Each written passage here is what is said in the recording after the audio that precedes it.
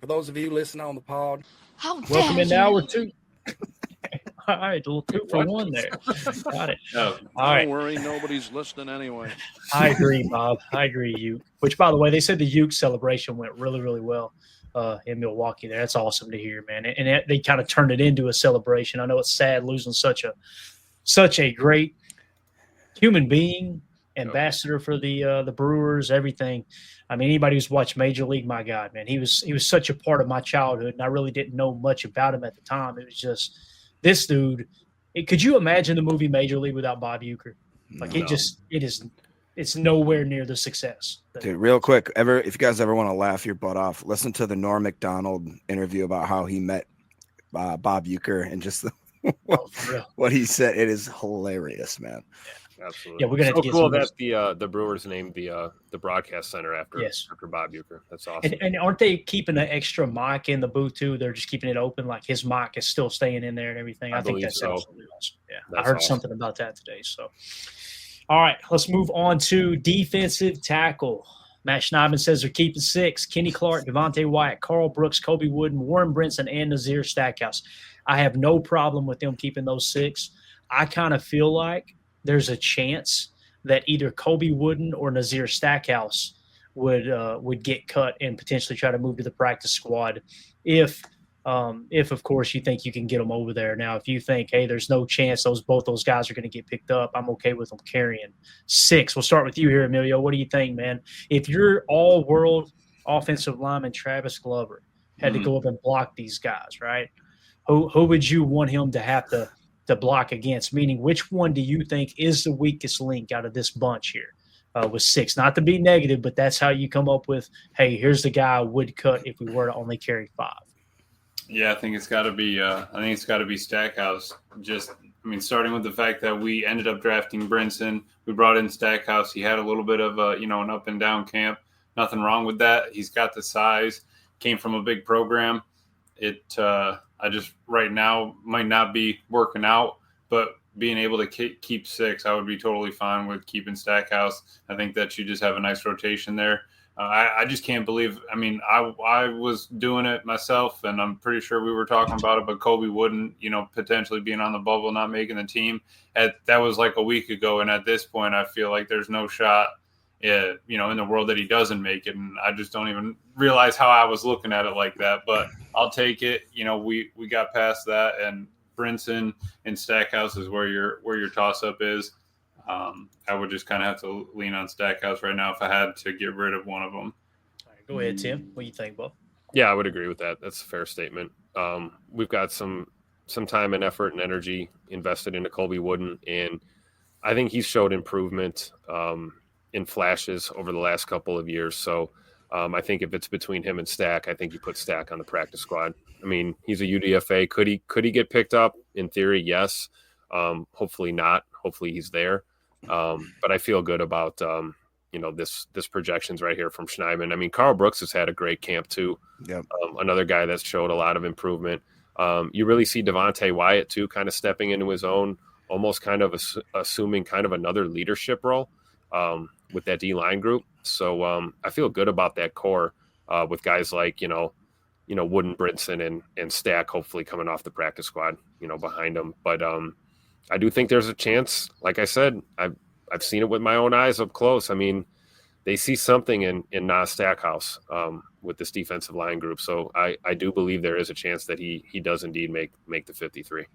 Got it. We got some more breaking news here, Jacob, before we get your take on this defensive tackle spot. Tim, we got some breaking news. Tom Pelissero reports trade. The Vikings are sending defensive back Mekhi or Mackay, however you say. I think it's Mekhi Blackman to the Colts. Who? 2026 6th round. I think it's Mackay Blackman. Wasn't he the one that tore his ACL like first play of the season last year? On my knee. Tim is so quick, man. I think he's got dude, what is going on? He's got AI or something connected to your all's brain, dude. What's left of it anyway. But Jacob, did you mark a comment in there since we're talking defensive tackle that the Bucs released somebody earlier today? Is that right? Tampa Bay? They did release the giant mammoth of No a man. way, That they was 500 pounds. Oh. There we go. He was Look at over that there. guy. Holy He was my shit. bull. Cheeseburger Eddie. Out of Florida, baby. Come on now.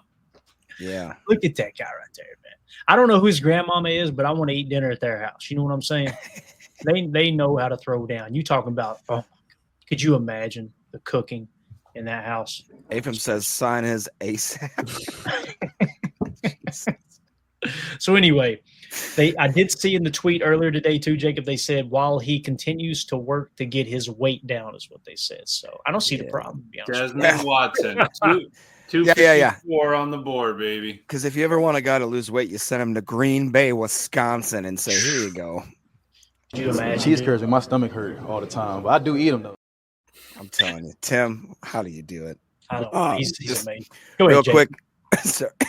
I agree kind of with everybody said. I think that as much as I wanted Nazir Stackhouse to just be that guy for his body type and just kind of the need that we had to have filled, I personally haven't seen enough in game situations, but Tim, he's seen him in practice, and I think that maybe he's seen more than I have. That actually has a little bit more credit to that opinion. I will say too that I'm very excited about Carl Brooks, and I think Colby Wooden, like Emilio said, just has kind of turned it on after we kind of already wrote him off. And those are two dudes that are, is it both 3 years now with the team, so they could make a considerable jump like that. I mean, that really is kind of when people start finding their sweet spot. And I haven't seen a lot out of Brinson personally for me to get too excited about him. But Okay. I think we could maybe slip.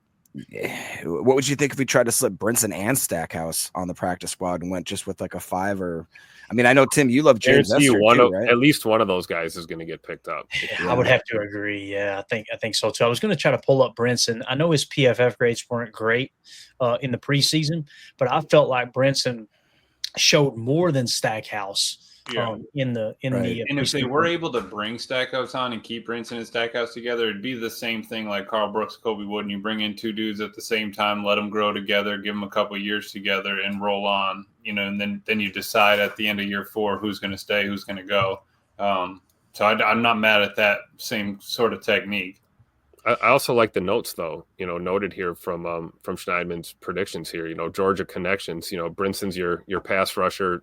Stack is your run stuffer, and they're both developmental players, as far as I'm concerned. Obviously, I think maybe Brinson might be a little bit more, game ready right now, I guess would be the term, but I don't know. Yeah, I agree with what Tony's saying here. I think that Brinson has shown enough in the pass rush that he would not make it to a practice squad. I feel like there's a decent shot, however, that Nazir Stackhouse would make it back to the practice squad. Could be wrong there. Both of them, according to PFF, played like cheeks in the preseason game. So, for what it's worth. Anything else on defensive tackle before we move on, fellas? Good. Nope. All right. Let's move on to defensive end. Matt Schneidman said they're going to keep 5. Rashawn Gary, Lucas Van Ness, Kingsley Enagbare, Brenton Cox Jr., and Aaron Mosby. Wow, that's a surprise there, right? Release Deslin Alexander. Colin Oliver goes on the PUP. IR designated return will be Barron Sorrell. Sprained MCL expected out in a few weeks. Stash on the IR to preserve a roster spot. Notes Sorrell less likely for early snaps than other injured players. So he sees it much more serious than I did, obviously. I kind of felt like there's a chance he could be back in a couple of weeks. And I want to say this.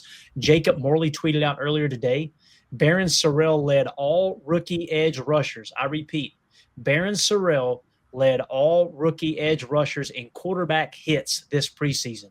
He only played in 1 game.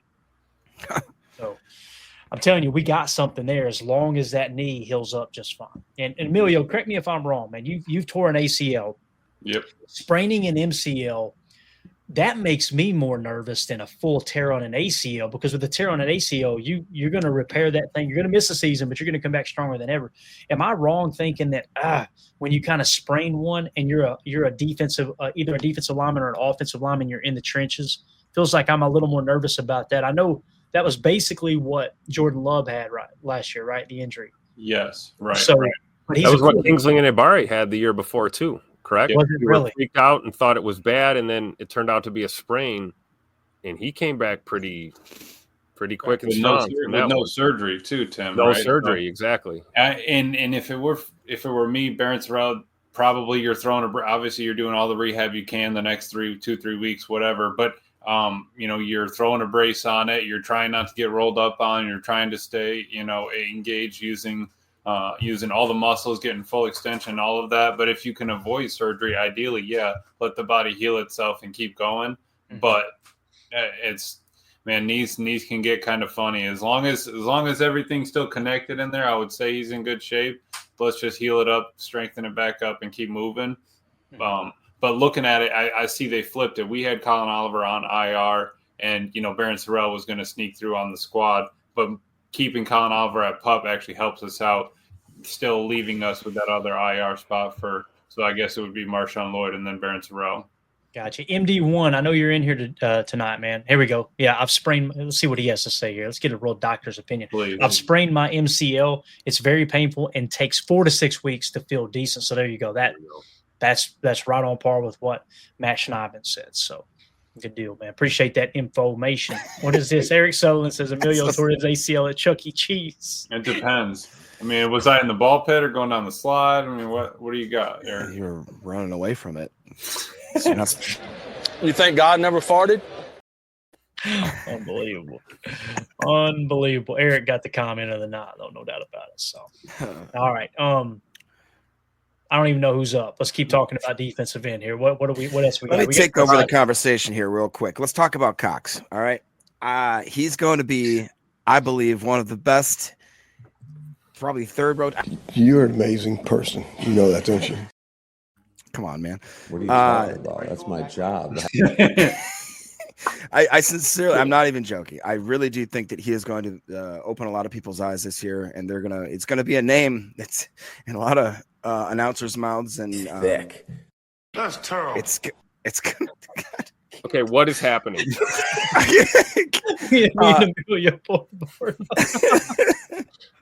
I really do think he's going to be good, and I'm if I had to make a disagreement with this list, I think that over Mosby, I would take Deslin Alexander.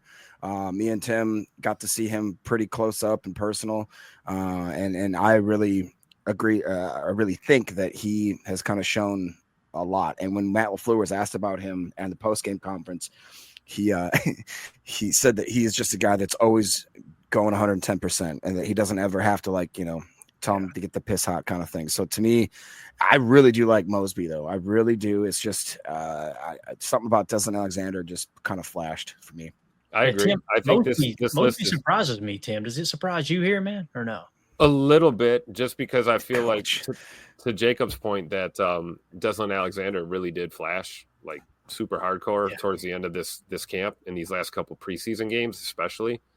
But I do think that there's something there with Aaron Mosby, and that would justify, a release of Deslin Alexander and then probably an immediate sign to the practice squad for him, I would think. And I would think he'd be relatively safe. Because Mosby looked good for us last year at times too. We were worried about him playing a little more under control, and I think we've seen that this year compared to last year. So I think that's probably why Schneidman's got him here on the list here as his fifth. And I would reluctantly agree with that. I think, there's an argument to keep Deslin Alexander on the team, but there's also an argument that Mosby deserves that last spot if, in fact, they do keep 5. Yeah, this Chad is foul. Just saying, real quick. How about the popcorn to get him? Well, I mean, all right. Anything else on defensive end? Are we good? Did you get all that out of your system, Jacob? Did you? I didn't do anything. All right, we're moving on. Unbelievable. All right, linebacker 5, Edgerrin Cooper, Quay Walker, Isaiah McDuffie, Tyron Hopper, and Christian Welch. Let's go, Tim. Hey. Yeah. Released Iola, Christian Welch, Iola. Let's go. Isaiah Simmons, Jamin Johnson, Jared Bartlett release notes. Simmons athletic but underwhelming. I agree with that. Welch makes plays on defense/special teams, close calls. So, yeah, I love the fact that Christian Welch makes this roster. Emilio, I think you're up first this time, I believe. I could be wrong, but what do you think about these 5 right here, sir? Do you like it? Do you think Isaiah Simmons should be released and try to get him on the practice squad? Yeah, no, I love that. I think that it's somebody in Christian Welch that you've seen for multiple years now that you know what you're going to get from him. So I'm totally fine with that. You got Edrin Kubquay. Isaiah, he's been here for us. He's solid. He knows what to do. He knows where to be. I think he's kind of taken a little bit of a step in the offseason. And then we've all seen what Tyron Hopper's done this preseason. I'm extremely excited to see him out there, hopefully in the 4-3, getting reps. I mean, just in rotation, backers get hurt. I'm almost certain Tyron might start a game for us this year. So let's keep our eyes to that. But yeah, Isaiah Simmons, nothing against you, man. It just didn't work out for us. I'm glad we gave it a shot. If we can get you on the practice squad, let's do it. But if not, maybe he gets picked up. But right now, everyone's trading for what? Like first look at free agents, right? You're trying to get priority free agents right now. That's why they're tossing around 6 and 7s. So, I mean, if somebody really wants him, they'd be reaching out. Yeah, and Simmons is our best gunner, like what Coach Lynn said. They from what I understand, Bo Melton and Simmons, number one gunners, right? So, Tim, that's something that comes into play, right? I mean, you got to take that in consideration. But boy, oh boy, did Simmons look like cheeks playing stack backer. It just didn't. Yeah, I agree, and that's why I flipped those two around, because Christian Welch is no joke on special teams either. Now, I don't know about it, being your gunner, but he contributes on special teams, and then he has the edge as a linebacker, I think, over Simmons, and I think that's an astute observation here. Simmons is athletic but underwhelming. That's the best way to kind of sum it up. He's probably one of the best athletes out there on the field, but when it comes to executing, albeit he's a pretty damn good tackler when he wants to be, but being in the right place, the right time, understanding what's going on in that system seems to be a bit of a struggle. So I agree with the Christian Welch having the slight edge over Simmons, although we could all be wrong and both of them are released, and maybe both of them are signed to the practice squad. I don't know. Right. Yeah. All right. Anything else on Stackbacker, Phyllis? Just real quick on the Simmons thing. Do you think that it was I don't want to say a misjustice or whatever, but where Hafley was like, all right, we got to put him at a certain position. Do you think they picked the wrong position? Because I know when me and Tim saw him live, I was like, man, he just doesn't look like a linebacker. He just doesn't. He looked more like kind of a strong or a big safety. Do you think I feel like the whole league's been having this conversation for the last 3 or 4 seasons with him, really? Right. I mean, regardless of what team he's been on, right? But obviously, we don't need that kind of help on the safety group. So it's like, is he just another situation of just wrong place, wrong time, in another team? Could he be more successful in maybe of a hybrid role or a safety role? I think anywhere he ends up, he's a special team attribute and then a 4th or 5th string linebacker. Yeah. Yeah, I don't know. And that's the thing. And listen, there's been really, really successful teams, successful organizations that will designate specific special teams players. Like if you go and look at what New England did, one of their captains, Matthew Slater, that dude, he was. I mean, he got special teams player of the year like multiple years, if I remember correctly. Is that the dude that was blocking extra points and field goals like a madman? Is that who I'm thinking of? I know he was their gunner, Tim. And boy, oh boy, was he. I mean, he was just and a team leader and all that. And I'm not saying Simmons is that. I'm just like that's one example that we have. Like that franchise had a lot of success. And that dude, he was a wide receiver. And I never remembered him taking one snap at wide receiver because he was just always that gunner type player. So it is important. So Dennis Shook said, can't you just blitz Simmons whenever he's out there?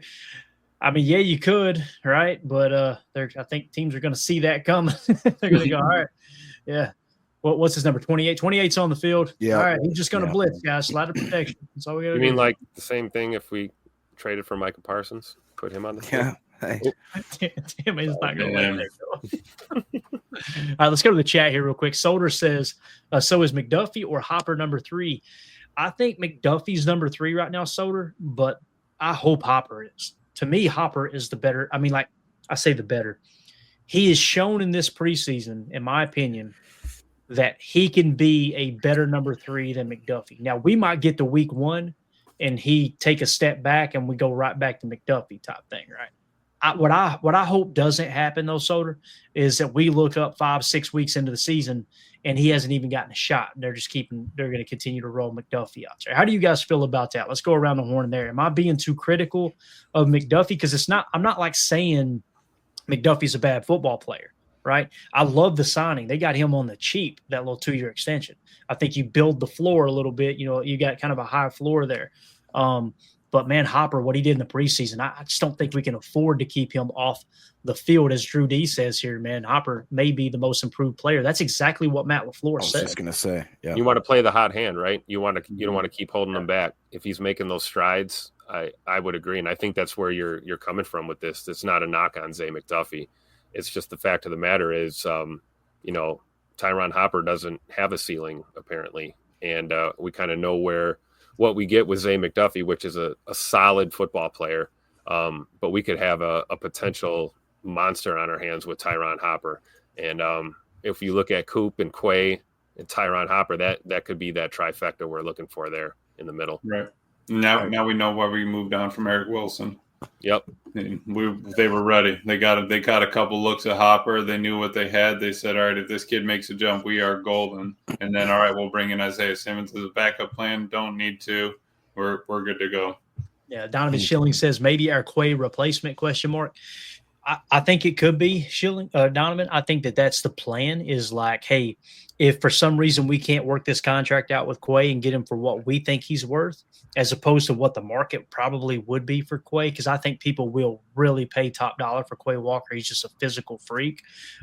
So that might be kind of the plan, is Hopper to step into that nickel 4-2-5, which we're in 75% of the defensive snaps, and he'll be the stack backer of the future alongside Edger and Cooper. It makes sense financially.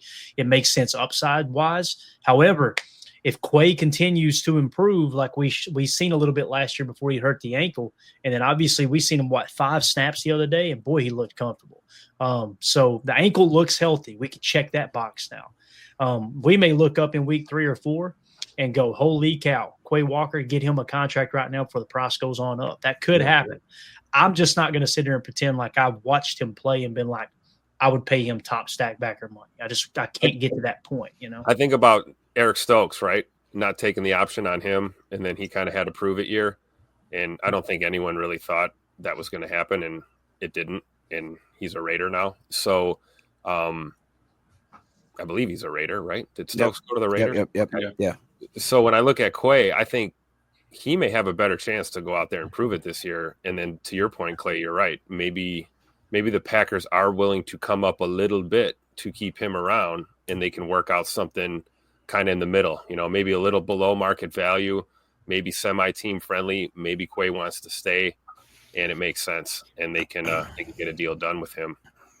Yeah. I think too that we have to remember that, like Emilio always brings up, Quay and Edge played together. Was it one game, Emilio? They started one game together. So they had snaps together definitely throughout the season, but never a full game, and they only started one, which was the playoff game against the Eagles. Right. And like we talked about, I think it was yesterday, whatever, like, yeah, if we're in that 4-3 base, like that's maybe 15% of the time. But if we do have a solid third, guy in that rotation, it's going to make a big difference. And Quay Walker he's a physical freak. He really is. So like Clayton said, I believe that there are teams that are willing to pay top dollar for the guy. So if that's the fact, if that's the case, then all right, cool. I really love the fact that we have Hopper in the hopper. And it makes me more comfortable now. Like every single year, we always get humbled. We're like, why did I remember when we drafted him, was like, why, what are we doing? And then all of a sudden 1-2 years down the road, you're like, okay, I understand. I'm an idiot. I literally am watching football on TV. These guys are there doing the draft. There's a reason for that.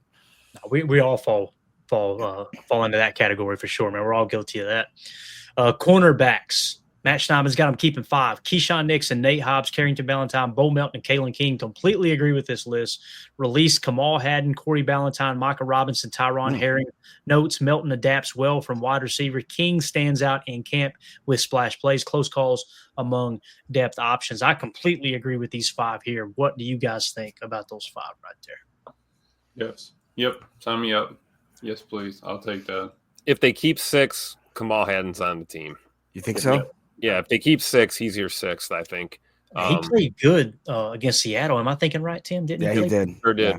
Made a real strong case for himself in that last preseason game. But I think Schneidman's right. I think they might go with 5. But if they do go with 6, I think Kamal Haddon over Corey Ballantyne is probably your 6th, but I'm with you guys. I like this this lineup here. I feel really good, especially considering the way Kalen King has played throughout camp and closed out the preseason too. So you feel good about this lineup. Yeah, Right. And yes, ladies and gentlemen, Bo Melton is a freaking cornerback. I remember when we were all told that this was a joke. He's not going to make this team as a corner. He's not going to be able to be a corner. Bo Melton's a cornerback. I love it. I'm guilty of that. That was me. I was the one going, boys, this feels like he got one foot out the door. They're just trying to find a way to keep him on the roster. He shut me the hell up. Mm-hmm. He shut me up quick. And listen, I don't think he's going to be an all-pro. Maybe someday, right? But boy, oh boy, I remember that first practice. I made that comment, and like 2 or 3 practices later, we showed the footwork, and I was like, he's got the best feet of every cornerback in this drill. What in the world? So just like his brother, I guess, right? Yep. So, and I will say this about Kamal Hadden. Amelia, I know you're about to say something. Seattle, the Seattle game, Kamal Hadden, 85.8 PFF grade with an 88.4 coverage grade. Mm-hmm. No, yeah, Tim's spot on there. If we're keeping anybody else, it's got to be Kamal. Nothing against, Ballantyne or anything. We've had him on here. I think we can go back out there and get him later on in the year if we need to, if another team doesn't pick him up. And then, Micah Robinson, we spent a 7th round on him, but it just didn't work out, right? Not enough space, not enough guys. We'll go ahead and slide you to the practice squad, work on you a little bit, see what we can get.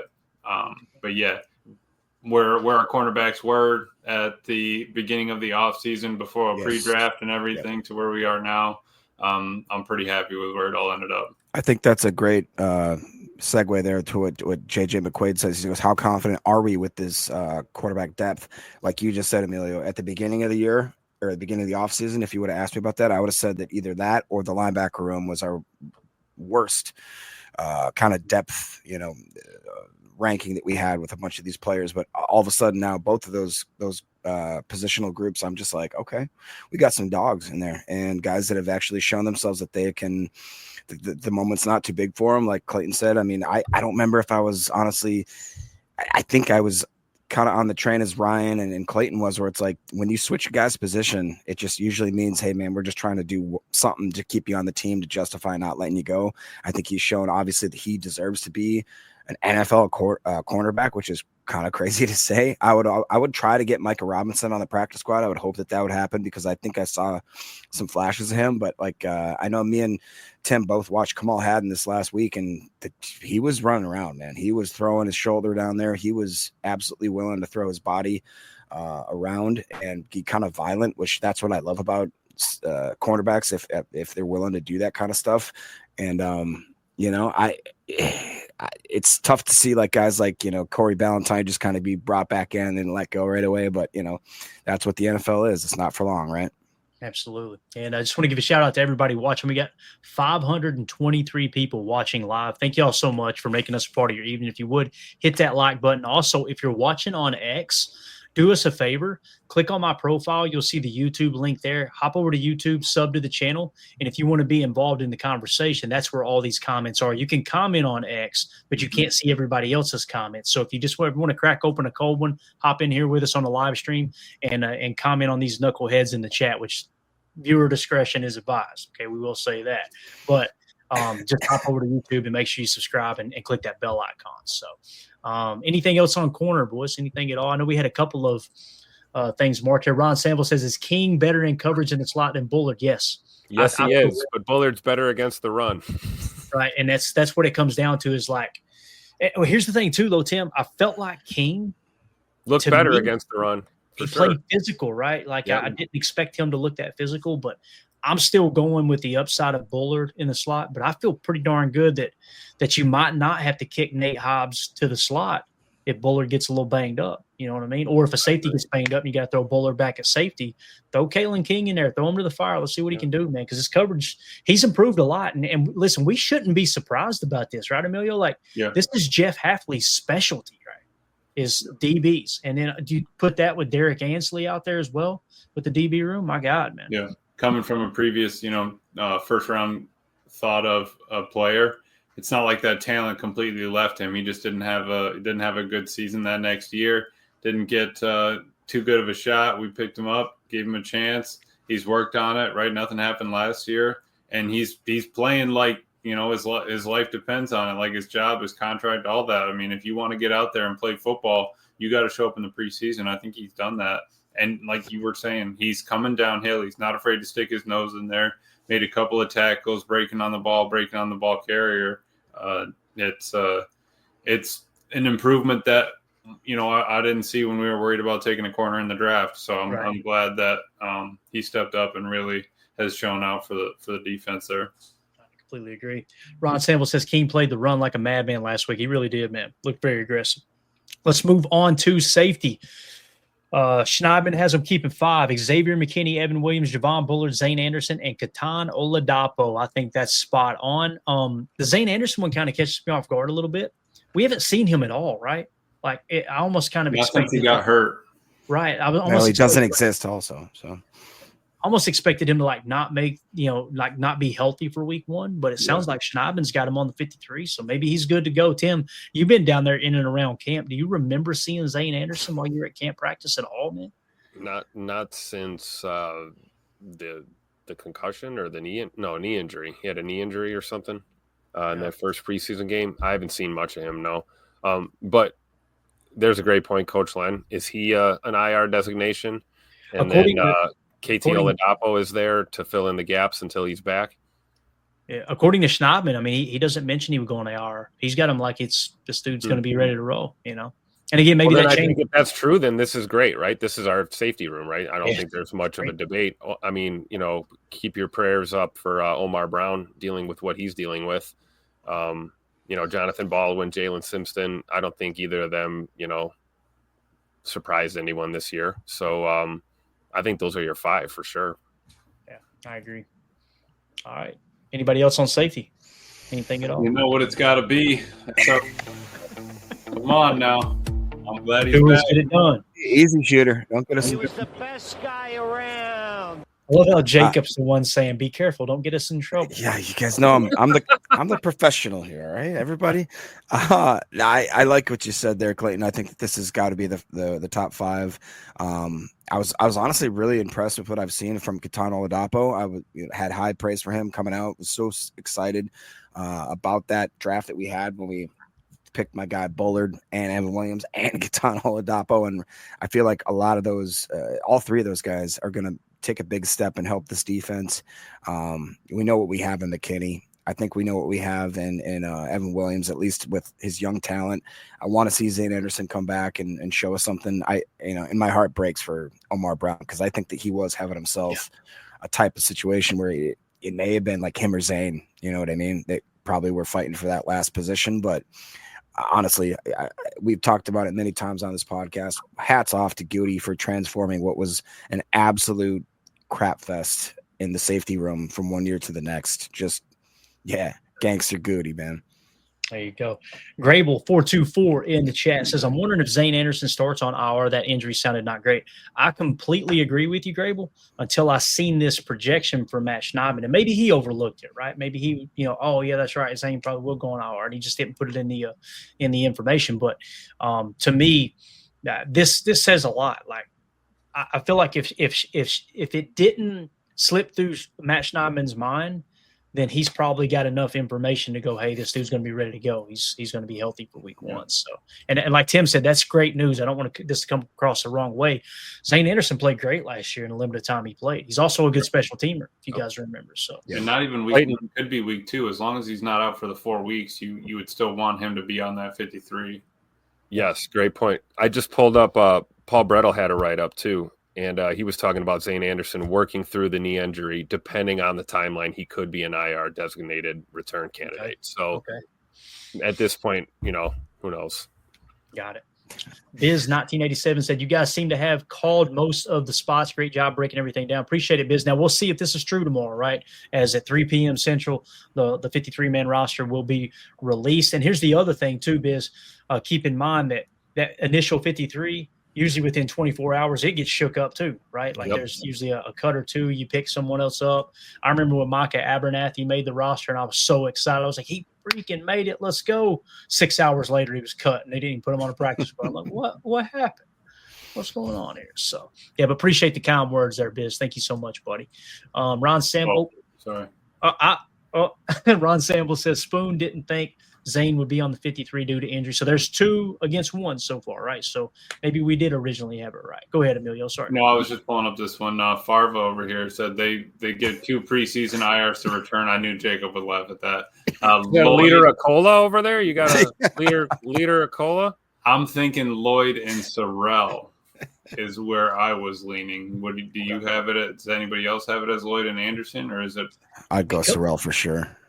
Coming in, I thought Sorrell would be ready before week 4, but after hearing everybody chatting in here, like I said, MD1 talking about, it being 4 to 6 weeks, I think it's probably right. It probably will end up being Sorrell on the IR. Okay. So, I mean, like I said, we'll find out tomorrow, right? That's when we'll know. That's another answer we'll get tomorrow, Tim, is obviously if Sorrell doesn't go on IR tomorrow, then we know, all right, going to have him back sooner rather than later. Exactly. That'll be a really good indicator, I think. And obviously, with Watson being, on PUP, not counting against this is a good scenario for us for those 2 spots. So we'll see what happens. Let's give the people what they want, some free kicker talk here. You ready? Surprise, surprise. Matt Schneidman has Brandon McManus making the 53-man roster as your kicker. All right. I'm going to release Mark McNamee. However, McNamee likely back in the international player pathway slot. It's extra practice squad spot there, obviously. So nothing really much to talk about there other than can we all just give Goody a big round of applause for signing Brandon McManus when he did. As soon as the allegations were cleared, let's go get this dude.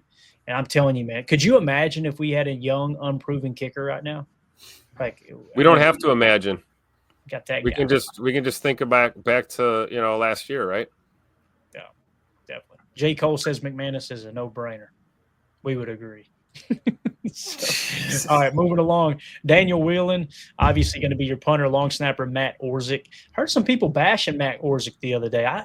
Tim, did you see something in camp to go, he's not a good snapper? I just haven't. Long snapper snaps the ball 3 inches to the left or right, and everybody freaks out. So I don't know. I've never seen, Danny Whelan have any trouble handling, a snap and hold or a snap for a punt from him. Even a couple that were high. We remember last year he went up and grabbed one. Guys make mistakes.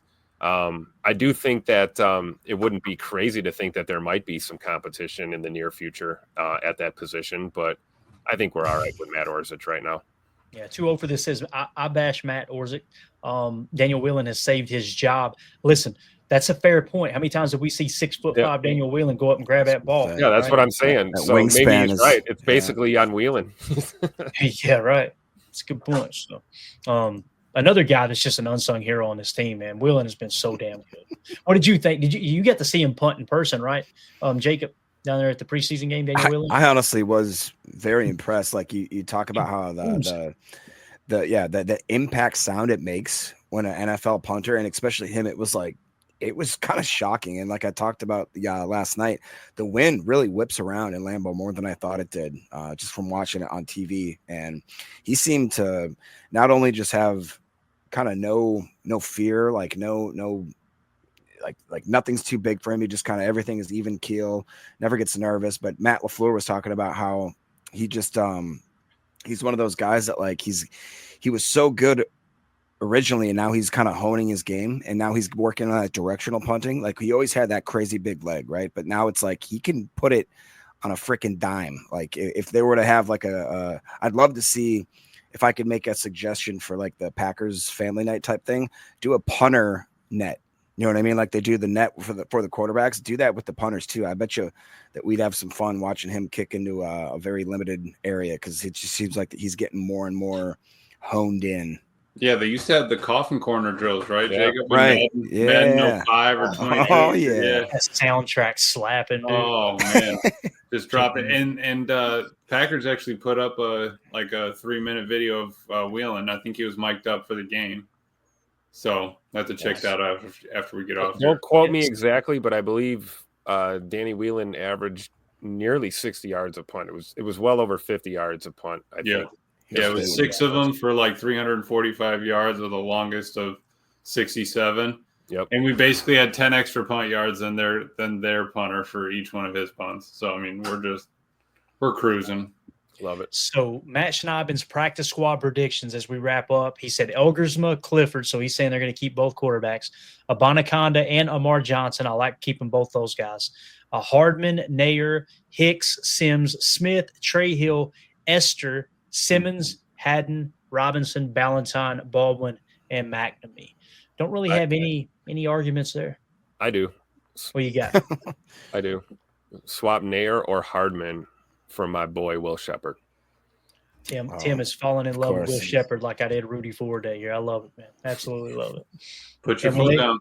You might as well make the case right now, Tim. We only got 12 hours till they decide. Put it on the damn ticker right now.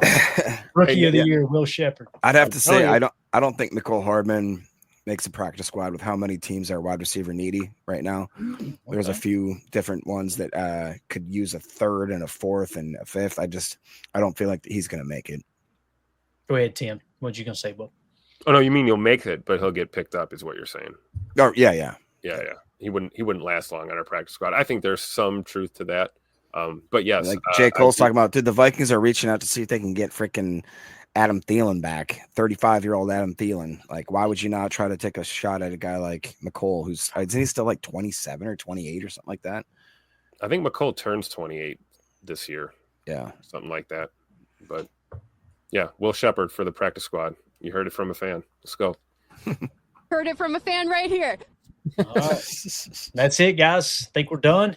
If there's anything else y'all want to hit on, listen, if you're watching this later, let us know what you think about the 53 before it drops. Hit us in the comments. Let us know who you think will make it, maybe one or two that we got wrong here. What did you disagree with Matt Schneibin on his projections?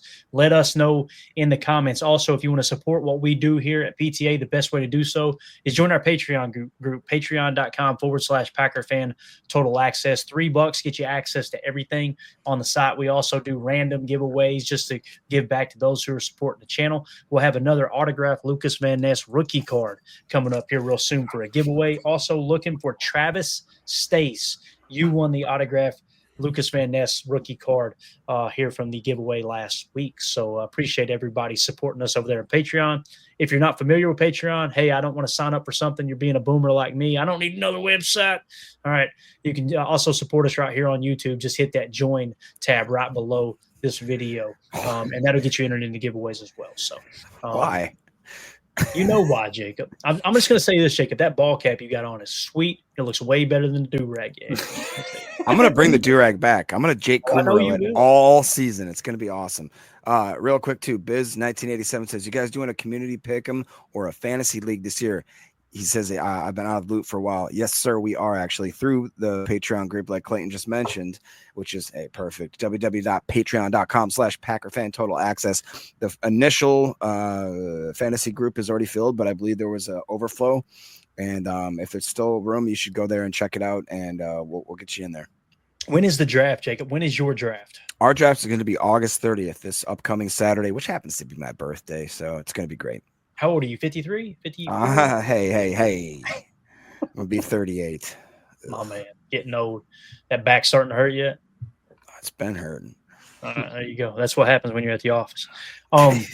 So what we may do Saturday then, since we don't have a whole lot going on, right? Maybe we can do – what time is the draft, Jacob? 7 p.m. God's time. 7 p.m. God's. So about the time that we go live. I wonder if we could just do live look-ins on the draft, how it's going. Do you think we could pull that off? Because you probably won't be on the show while you're doing a live draft, right? I mean, I could draft with my eyes closed, but, you know. Where did you finish last year in your fantasy league? I won last year, actually. Well, one of three. So. Playoffs? There was only three owners? Is that what you're saying? No. Oh, we're going to give him some. Yeah, so that would be cool if we could just get some live, maybe a live look in on the draft there. So I do like the draft aspect of fantasy leagues. So, all right, Emilio, anything else? You got the floor, sir. You said you wanted to promote something that was near and dear to your heart. What was that? Yeah, no, I just Travis would have made the 53. That's all I'm standing on. That quick, man. That's awesome. All right, that's it, guys. Thank y'all so much for hanging out with us. Hit that like button on the way out. And, we can have a birthday right here in the chat, right? There you go. Mm-hmm. Happy birthday, Donovan. Happy birthday, Donovan. Sorry your party sucked. All right, everybody have a great night. We'll see you tomorrow at 6:30 p.m. Central Time for PTA Live. We'll have the initial 53-man roster. Jacob, this is your fault. Comments like this is your fault. I'm not even going to do the normal. No, don't say a word. We're out. Here we go. We're out. Bye, guys.